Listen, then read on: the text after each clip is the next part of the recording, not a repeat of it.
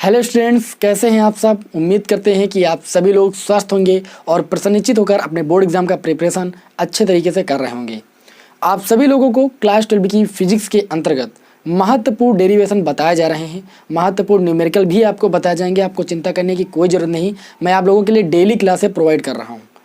तो महत्वपूर्ण डेरिवेशन की श्रृंखला में आज की क्लास में मैंने जो भी डेरिवेशन लिया है वो आपके बोर्ड एग्जाम की दृष्टि से बहुत ज़्यादा महत्वपूर्ण है। ठीक है, सबसे ज़्यादा बार ये आपके बोर्ड एग्जाम में क्वेश्चन आया है और ये बोर्ड एग्जाम में आने के चांसेस भी इसके ज़्यादा हैं।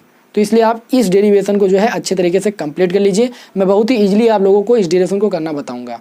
हमारे इस डेरिवेशन का नाम है कि पतले लेंस द्वारा प्रकाश के अपवर्तन का सूत्र, जिसे हम बोलते हैं लेंस मेकर सूत्र। तो पतले लेंस द्वारा प्रकाश के अपवर्तन का सूत्र जो है वो दो स्थितियों से प्राप्त किया जा सकता है। पहली स्थिति ये होती है जब लेंस के दोनों ओर के माध्यम समान हो और जब लेंस के दोनों ओर के माध्यम भिन्न भिन्न हो। तो आज की क्लास में हम आप लोगों को ये बताएंगे कि जब पतले लेंस के दोनों ओर के माध्यम समान हो तो हम लेंस मेकर सूत्र कैसे प्राप्त करेंगे। ठीक है, एक एक स्टेप को मैं बहुत ही अच्छे तरीके से एक्सप्लेन करने की कोशिश करूंगा, तो आप पूरे वीडियो को ध्यान से देखिएगा। ठीक है, तो चलिए यहाँ पर स्टार्ट करते हैं। तो पतले लेंस द्वारा प्रकाश के अपवर्तन के सूत्र में हम सबसे पहली स्थिति को जानेंगे जब लेंस के दोनों ओर के माध्यम समान हो, तब लेंस मेकर सूत्र कैसे हमें फाइंड करना है। देखिए, हम क्या कहेंगे, आपको जो थ्योरी लिखना है वो मैं आप लोगों के लिए यहाँ पर बोल देता हूँ, आप समझ लिया करो। ठीक है, बोर्ड एग्जाम में आपको थोड़ी बहुत थ्योरी तो लिखनी ही है। कुछ लोग कमेंट में हमसे ये पूछते हैं कि सर जहाँ से आपने लिखा वहीं से पूरा लिखना है। अरे वो तो आपके लिए मेन हाई है, उतना तो आपको आना ही चाहिए, लेकिन कुछ थ्योरी आपको लिखना भी है। जैसे स्टार्टिंग कहाँ से करनी है, मैं मान लेता हूँ कि माना हमारा एक पतला लेंस है। ठीक है, एल, ये हमारा एक पतला लेंस एल है। ठीक है, ये एक ऐसे माध्यम में स्थित है जिसके दोनों ओर के जो माध्यम है, ठीक है, उनका अपवर्तनांक आपका n1 है और इस लेंस का जो अपवर्तनांक वो आपका n2 है। क्लियर थी बात। उसके बाद यहाँ पर मैं मान लेता हूँ कि जो ये लेंस है इसकी जो मोटाई है वो आपकी कितनी है, स्मॉल t है। और मैं ये मान लेता हूं कि जो लेंस का प्रथम पृष्ठ है इसकी वक्रता त्रिज्या कितनी है, आपकी r1 है, और जो लेंस का द्वितीय पृष्ठ है इसकी वक्रता त्रिज्या कितनी है, r2 है। क्लियर इतनी बात। यहाँ पर आप देख रहे हो ये आपकी मुख्य अक्ष है। क्या मैंने खींची है, मुख्य अक्ष खींची है। ये हमारे इस लेंस के प्रथम पृष्ठ का ध्रुव है, इसलिए इसको हम P1 बोलेंगे, और ये हमारे इस लेंस के द्वितीय पृष्ठ का ध्रुव, इसलिए इसको हम P2 बोलेंगे। समझ में आई बात। आपको क्या लिखना है कि माना एक एल लेंस है जो कि ऐसे माध्यम में स्थित है जिसके दोनों ओर के माध्यमों का अपवर्तनांक n1 है और लेंस का अपवर्तनांक n2 है। लेंस के प्रथम पृष्ठ की वक्रता त्रिज्या r1 है और द्वितीय पृष्ठ की वक्रता त्रिज्या r2 है। लेंस के प्रथम पृष्ठ का जो ध्रुव है वो आपका P1 है और लेंस के द्वितीय पृष्ठ का जो ध्रुव है वो आपका P2 है। लेंस की मोटाई आपकी स्मॉल t है।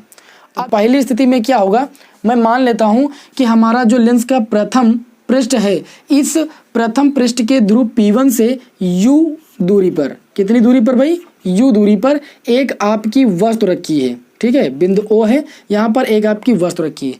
तो इस वस्तु से चलने वाली पहली किरण इस प्रकाशिक केंद्र से होकर जाती है, तो वह बिना विचलित हुए सीधी रेखा में ऐसे निकल जाती है।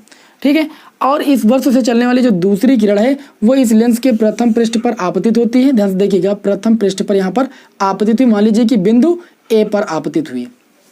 अब आप देखिए यहाँ पर इस वर्ष चलने वाली जो प्रकाश किरण है वो किस माध्यम से किस माध्यम में जा रही, विरल माध्यम से सघन माध्यम में जा रही। लेंस कांच का है, उसका अपवर्तनांक n2 है। तो हमने आपको बताया था कि जब कोई प्रकाश किरण विरल माध्यम से सघन माध्यम में जाती है, ठीक है, तो गोलीय पृष्ठ के अपवर्तन के सूत्र के अनुसार मैंने आपको बताया था n2/v माइनस का n1/u equal to n2 minus n1 और बटे में r। गोलीय पृष्ठ के अपवर्तन का सूत्र मैंने आपको कराया है, उसको आप देख सकते हैं, उसका लिंक आपको डिस्क्रिप्शन में मिल जाएगा। ठीक है, क्योंकि जब तक वो डेरिवेशन आपको नहीं आएगा तब तक आप इस डेरिवेशन को नहीं समझ सकते हैं। तो यहाँ पर इस वर्ष चलने वाली पहली किरण इस लेंस के प्रथम पृष्ठ पर आपतित हुई बिंदु ए पर। यहाँ पर इसका अभिलंब अगर हम खींच लें ऐसे हल्का सा, तो अब प्रकाश किरण विरल माध्यम से सघन माध्यम में जा रही है। तो आपने अपवर्तन की घटना पढ़ा है कि जब कोई प्रकाश किरण विरल माध्यम से सघन माध्यम में जाती है तो वह अभिलंब की ओर झुक जाती है। तो ये मैंने अभिलंब के लिए, तो ये अभिलंब की ओर थोड़ा सा झुक गई। ठीक है, और इस वस्तु का प्रतिबिंब जो होता है वो इस लेंस के दूसरी ओर बिंदु I डैश पर बनता है। कहाँ पर बनता है भाई, बिंदु I डैश पर बनता है। इस वर्ष चलने वाली प्रकाश किरण विरल माध्यम से सघन माध्यम में जा रही थी, तो ये अभिलंब की ओर झुक गए और उसका प्रतिबिंब लेंस के दूसरी ओर आई डैश पर बना। आई डैश की इस प्रथम पृष्ठ से जो दूरी है वो आपकी मैं मान लेता हूं कि वी डैश है। कितनी भाई है? वी डैश है। इस आई डैश बिंदु की प्रथम पृष्ठ पर स्थित P1 बिंदु से जो दूरी है वो आपकी वी डैश है। कितनी भाई? वी डैश मैंने लिख दिया, यहाँ पर ध्यान दीजिए। तो वस्तु आपकी देख रहे हो कि प्रथम ध्रुव से यू दूरी पर स्थित इसका प्रतिबिंब जो है वो आई डैश पर बनता है, जिसकी इस प्रथम ध्रुव से दूरी भी आपकी वी डैश है। तो आप यहाँ पर लिखोगे प्रथम पृष्ठ के लिए, प्रथम पृष्ठ के लिए, प्रथम पृष्ठ के लिए अपवर्तन के सूत्र से, किसके सूत्र से भाई? अपवर्तन के सूत्र से, अपवर्तन के सूत्र से। आप लोगों ने अपवर्तन का सूत्र पढ़ा है N2 बटे वी माइनस का N1 बटे you equal to N2 minus N1 बटे में आर। अब यहाँ पर जो प्रकाश किरण है वो आपकी विरल माध्यम से सघन माध्यम में जा रही है, तो हम इस सूत्र को अप्लाई करेंगे। और मैंने आपको इस सूत्र में एक बात और बताई थी कि अगर प्रकाश किरण हमारी सघन माध्यम से विरल माध्यम में जाएगी तो जहाँ पर N2 वहाँ पर N1 हो जाएगा और जहाँ पर N1 वहाँ पर आपका N2 हो जाएगा। तो याद रखना, अभी प्रथम पृष्ठ के लिए हम बात करें तो यहाँ पर वस्तु जो है वो आपकी विरल माध्यम में स्थिति से चलने वाली पहली किरण जो है इस पृष्ठ पर आपतित होती है, तो ये जो है सघन माध्यम में प्रवेश करती है। तो इसका मतलब प्रकाश किरण विरल माध्यम से सघन माध्यम में जा रही है, तो इस सूत्र को यहाँ पर अपनाएंगे। अब देख लीजिए, जो वस्तु की दूरी वो कितनी है आपकी u, और जो प्रतिबिंब की दूरी वो आपकी v डैश है। तो यहाँ पर u क्या था? वस्तु की दूरी, v क्या थी? प्रतिबिंब की दूरी। तो यहाँ पर आप देखिए N2 और बटे में v के स्थान पर हम रखेंगे v डैश, क्योंकि प्रतिबिंब की जो दूरी है वो आपकी v डैश है, माइनस N1 बटे में वस्तु की दूरी आप देख सकते हो कितनी है, u है, equal to N2 minus N1 और प्रथम पृष्ठ की जो वक्रता त्रिज्या है मैंने आपको बताया R1 है। ठीक है, इसको हम मान लेंगे समीकरण 1। उसके बाद हम क्या करेंगे? अब हम लिखेंगे द्वितीय पृष्ठ के लिए। ठीक है, क्या लिखेंगे भाई? द्वितीय पृष्ठ के लिए। ये बात हो गई प्रथम पृष्ठ के लिए, तो यहाँ पर लिखेंगे द्वितीय पृष्ठ के लिए, द्वितीय पृष्ठ के लिए अपवर्तन के सूत्र से, द्वितीय पृष्ठ के लिए अपवर्तन के सूत्र से। देखिए भाई, अगर हम द्वितीय पृष्ठ की बात करें तो द्वितीय पृष्ठ आपका ये है। इस द्वितीय पृष्ठ के लिए जो ये आपका आई डैश है ये आभासी वस्तु का कार्य करता है। हम क्या कहेंगे कि जो ये आपका द्वितीय पृष्ठ है, इस द्वितीय पृष्ठ के लिए ये आई डैश जो है वो आभासी वस्तु का कार्य करता है, और इसका जो प्रतिबिंब है वो आपका लेंस के दूसरी तरफ ही बिंदु आई पर बना देता है। कहाँ पर बना देता है? बिंदु आई पर बना देता है, आई डैश पर नहीं, आई पर बना देता है, जिसकी इस द्वितीय पृष्ठ से जो दूरी है वो आपकी कितनी है? आपकी v है। कितनी है? v है। अब यहाँ पर देखिए, जो ये आई डैश है इस द्वितीय पृष्ठ के लिए आभासी वस्तु का कार्य करता है। तो यहाँ पर देखिए, आई डैश से लेकर प्रथम पृष्ठ की जो दूरी थी वी डैश थी, और ये मोटाई टी है। तो अगर इस मोटाई टी को हम माइनस कर दें वी डैश से, तो हमको इस द्वितीय पृष्ठ से लेकर आई डैश तक की दूरी पता चल जाएगी। तो द्वितीय पृष्ठ से हम आई डैश तक की दूरी फाइंड करेंगे तो हमें मिल जाएगी वी डैश माइनस का टी। ये बात समझ में आ गई? तो यहाँ पर एक चीज़ का ख्याल रखिएगा, जो आपकी प्रकाश किरण है आप देख रहे हो कि वो सघन माध्यम से विरल माध्यम में आ रही है। कहाँ से आ रही है? सघन माध्यम से विरल माध्यम में आ रही है। और जब प्रकाश किरण सघन माध्यम से विरल माध्यम में आती है तो इस सूत्र में क्या करते हैं, जहाँ पर N2 होता है वहाँ पर N1 रख देते हैं, जहाँ पर N1 होता है वहाँ पर N2 रख देते हैं। तो सूत्र आपका हो जाएगा N1 बटे में V माइनस का, यहाँ पर N1 यहाँ पर N2 रखेंगे, N2 बटे में U equal to N1 minus N2 और बटे में R। ठीक है, ये आपका सूत्र हो जाएगा। लेकिन अब द्वितीय पृष्ठ के लिए हम देखेंगे कि जो वस्तु की स्थिति वो क्या है और प्रतिबिंब की स्थिति वो क्या है।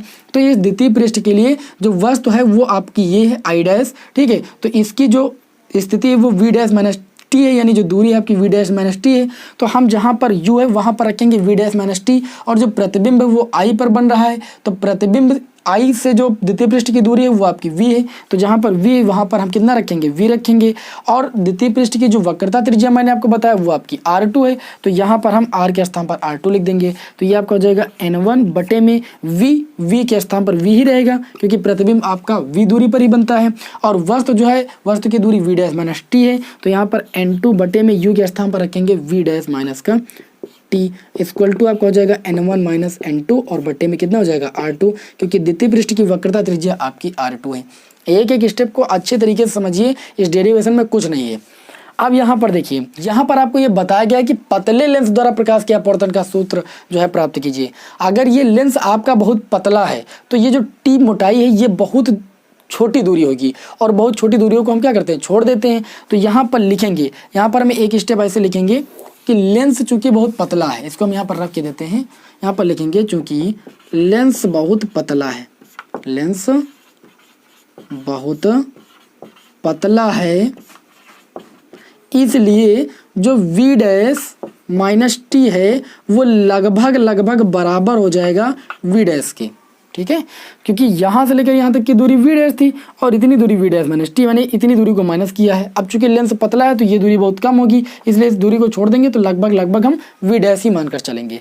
तो यहाँ पर हम v डैश माइनस टी के स्थान पर v डैश पुट कर देंगे, तब ये आपका बन जाएगा n1 और बटे में v माइनस n2 और बटे में v डैश माइनस टी के स्थान पर लिख देंगे v dash equal to n1 minus n2 और अपान में r2।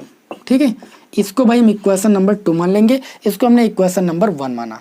अब हम क्या करेंगे, इक्वेशन नंबर 1 और इक्वेशन नंबर 2 को जोड़ लेंगे। क्या लिखेंगे, समीकरण 1 प्लस 2 से समीकरण 1 और 2 को जोड़ने पर, तो समीकरण 1 में जो LHS वाला भाग है वो समीकरण 2 के LHS भाग से जुड़ जाएगा और समीकरण 1 में जो RHS वाला भाग है वो समीकरण 2 के RHS वाले भाग से जुड़ जाएगा। तो ये आपका हो जाएगा n2 बटे में v डैश और यहाँ पर लिखा माइनस n1 बटे में u और प्लस का ये आपका हो जाएगा n1 बटे में v माइनस का n2 बटे में v डैश इक्वल टू, इधर है आपका n2 माइनस का n1 और बटे में r1, ये आपका जुड़ जाएगा n1 माइनस n2 बटे में r2 से। समझ में आ रही बात, एक एक स्टेप आपको अच्छी तरीके से समझ में आ रहा होगा। अब देखिए यहाँ पर n2 बटे v डैश माइनस का, यहाँ पर n2 बटे v डैश प्लस का है, तो ये चीज़ आपका कैंसिल हो जाएगा, जीरो हो जाएगा। यहाँ पर आप देखिए इन दोनों में आपको n1 कॉमन मिल जाएगा, तो ये आपका 1/v प्लस का बचेगा और यहाँ पर माइनस लगाइए 1/u आपको मिल जाएगा इक्वल टू, इन दोनों में अगर हम n2 माइनस n1 कॉमन ले लें, मिले या ना मिले, तो आप देखिए यहाँ पर 1/r1 बचेगा और यहाँ पर n1 माइनस n2 था तो मैंने कॉमन लिया है n2 माइनस n1, तो ये माइनस का हो जाएगा 1/r2। बात समझ में आ रही। अब देखिए यहाँ पर जो n1 है वो इधर आएगा तो n2 के बटे में आएगा, n1 के बटे में भी आएगा, तो ये आपका हो जाएगा 1/v minus 1/u equal to n2 बटे में n1 और माइनस का n1 बटे के n1। ठीक है, और दूसरे ब्रैकेट में 1/r1 माइनस 1/r2, ये n1 से n1 आपका कैंसिल हो जाएगा, ये आपका 1 हो जाएगा। अब देखिए आगे, ये आपका हो जाएगा 1/v minus 1/u equal to n2 बटे n1, यहाँ पर लिखेंगे n2 बटे में n1 और माइनस का 1 और 1/r1 माइनस 1/r2। अब यहाँ पर अगर हम क्या करें, हमने अभी आपको बताया था कि जो ये लेंस है वो हमारा ऐसे माध्यम में स्थित है जिसके अपवर्तनांक n1 है। ठीक है, और इस लेंस का अपवर्तनांक n2 है। अगर मैं मान लूँ कि लेंस एक ऐसे माध्यम में स्थित है जहाँ पर हमारा निर्वात है और निर्वात के लिए जो अपवर्तनांक होता है 1.01 होता है, तो उसको लगभग में हम 1 मान सकते हैं, यानी n1 की वैल्यू आपकी 1 के बराबर हो जाएगी और n2 की वैल्यू किसके बराबर हो जाएगी, उसको मैं मान लेता हूँ कि जो लेंस का अपवर्तनांक है वो n के बराबर, तो n2 की वैल्यू हम n के बराबर दिखा देंगे। तो यहाँ पर एक स्थिति हम लिखेंगे कि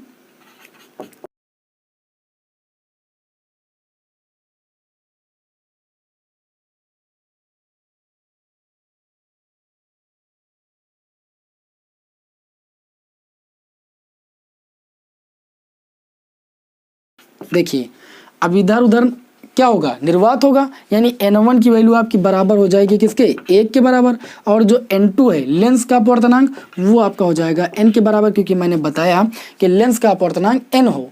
तब चलिए वैल्यू पुट करेंगे तो ये आपका हो जाएगा 1/v minus 1/u equal to n2 के स्थान पर n पुट करेंगे, n1 के स्थान पर 1 और माइनस 1 और ब्रैकेट के अंदर 1/r1 माइनस 1/r2। यही भैया आपका होता है लेंस मेकर सूत्र। क्या होता है, लेंस मेकर सूत्र, जब पतले लेंस के दोनों ओर के माध्यम समान हो। अब यहाँ पर एक छोटी सी स्थिति है, ठीक है, फोकस दूरी के पदों में इस सूत्र को हम कैसे लिखेंगे उसको भी जान लेते हैं बिल्कुल कुछ ही मिनट में। देखिए यहाँ पर इसको हम रद्द कर रहे हैं, ठीक है, इसको आप नोट कर लीजिएगा। देखिए अब यहाँ पर हम क्या लिखेंगे, यहाँ पर हम लिखेंगे हमारा है 1/v minus 1/u equal to n minus 1 और दूसरे ब्रैकेट के अंदर 1/r1 माइनस 1/r2। यहाँ पर हम एक स्थिति लिखेंगे कि हमारी अगर वस्तु जो है वो अनंत पर स्थित हो। आप सभी को पता है कि अगर वस्तु हमारी अनंत पर स्थित होती है तो उसका प्रतिबिंब फोकस पर बनता है। ठीक है, यहाँ पर लिखेंगे यदि u इक्वल टू इन्फिनेटिव तो जो प्रतिबिंब बनेगा वो हमारा फोकस पर बनता है, यानी VF के बराबर हो जाएगा। तो यहाँ पर देखिए इस सूत्र में क्या चेंजेस होगा, 1/v के स्थान पर हो जाएगा f, ठीक है, और माइनस लगा है, यहाँ पर हम लगाएंगे -1/u। वस्तु हमारी इन्फिनेटिव यानी अनंत पर रखिए, equal to n-1 1/r1 - 1/r2। 1/∞ की वैल्यू 0 के बराबर होती है, तो ये आपका हो जाएगा 1/f equal to n-1 1/r1 - 1/r2। तो ये फोकस दूरी के पदों में हो गया, समझ गए। यही आपका लेंस मेकर सूत्र है, ठीक है, लेकिन फोकस दूरी के पदों में ये आपका सूत्र है। तो आई होप आप सभी लोगों को ये जो है सूत्र का डेरिवेशन करना समझ में आ गया होगा कैसे करना है। सबसे पहले आपको मान लेना है कि लेंस जो है वो एक ऐसे माध्यम में स्थित है जिसके दोनों ओर के माध्यम के अपवर्तनांक n1 है और लेंस का अपवर्तनांक n2 है, ठीक है। और मैं मान लेता हूँ कि जो लेंस की मोटाई है वो आपकी t है। अब मैं क्या करता हूँ, ये भी मान लेता हूँ कि जो लेंस का प्रथम पृष्ठ उसकी वक्रता त्रिज्या r1 है और लेंस का जो द्वितीय पृष्ठ है उसकी वक्रता त्रिज्या r2 है। लेंस के प्रथम पृष्ठ के बिंदु P1 से u दूरी पर एक बिंदु O है।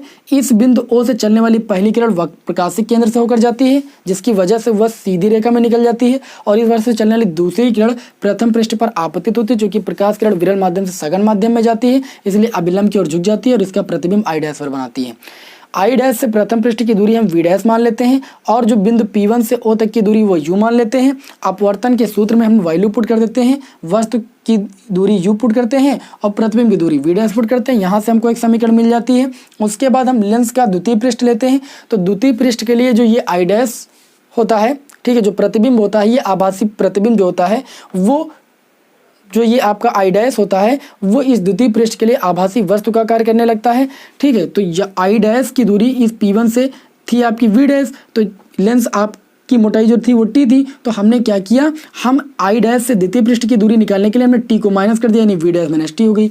अब चूंकि ये जो I' है ये द्वितीय पृष्ठ के लिए वस्तु का कार्य कर रहा था, तो वस्तु की दूरी होगी V' - t और इसका प्रतिबिंब लेंस के दूसरी ओर यानी उसी ओर I पर बनता था जिसकी दूरी द्वितीय पृष्ठ से v थी, यानी प्रतिबिंब की दूरी यहाँ पर द्वितीय पृष्ठ के लिए v थी। तो हमने क्या किया, u के स्थान पर V' - t पुट कर दिया, v के स्थान पर हमने क्या किया, v के स्थान पर हमने जो है v पुट किया, क्योंकि जो प्रतिबिंब की दूरी वो आपकी v है। बस इतना सोचना था हमें कि जो अपवर्तन हो रहा है वो आपका सघन माध्यम से विरल माध्यम में हो रहा है, इसलिए जहां पर n1 था वहां पर n2 रखना, जहां पर n2 था वहां पर n1 रखना। मैंने आपको बताया था अपवर्तन के सूत्र में, तो जहां पर n1 था वहां पर हमने n2 रख दिया, जहां पर n2 था वहां पर हमने n1 रख दिया और बाकी प्रतिबिंब और वस्तु की स्थिति को यहाँ से रख दिया। फिर हमने समीकरण 1-2 को जोड़ लिया, V' - t को लगभग में V' के बराबर माना क्योंकि लेंस आपका बहुत पतला है। जोड़ने के पश्चात हमें देख सकते हो ये रिलेशन मिल गया, ठीक है। तो बहुत बड़ा डेरिवेशन नहीं था। आई होप आप सभी लोगों को समझ में अच्छी तरीके से आ गया होगा। अब मैं आप लोगों को नेक्स्ट वीडियो में ये बताऊंगा लेंस मेकर सूत्र कि जब लेंस के दोनों ओर के माध्यम भिन्न भिन्न हो, ठीक है। तो अगर ये वीडियो भी आप चाह रहे हो तो जल्दी से कमेंट कीजिए और फिर मिलेंगे आपको नेक्स्ट वीडियो में। जय हिंद, जय भारत।